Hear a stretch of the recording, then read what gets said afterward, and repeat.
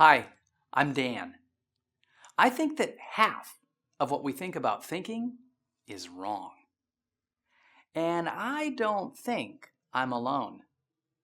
This is Albert Einstein. You know, Albert didn't say a word until he was 2.5 years old.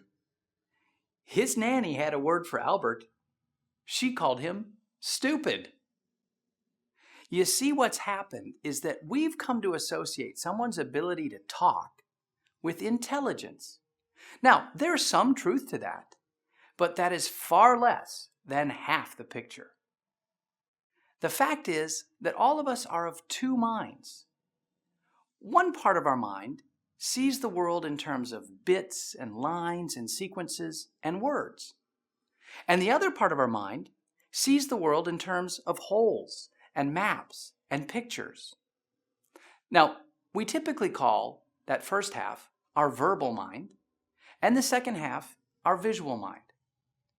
I have a different way of thinking about that. I like to think that in every one of our brains are running around two pretty frantic little creatures. For our verbal mind, we have the fox. For our visual mind, we have a hummingbird. In order for us to be really vivid, we need to balance out our fox and our hummingbird. The problem is, for the last 5,000 years, we have been actively encouraging our fox to totally dominate our hummingbird. We have become purely verbal, pushing away our visual mind.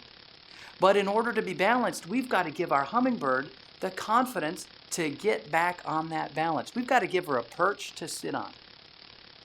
I'd like to think that that perch could be something that I call vivid grammar. Vivid grammar, simple set of little tools and ideas that help us make sure that when we think, we've got our verbal mind balanced with our visual mind. Now, vivid grammar is so easy to use, I really do think that your own inner fox and inner hummingbird are really going to love it. And when we are able to use vivid grammar, when we can get our fox and our hummingbird back on balance, I think we're all going to be able to be a little bit smarter. What do you think about that, Albert?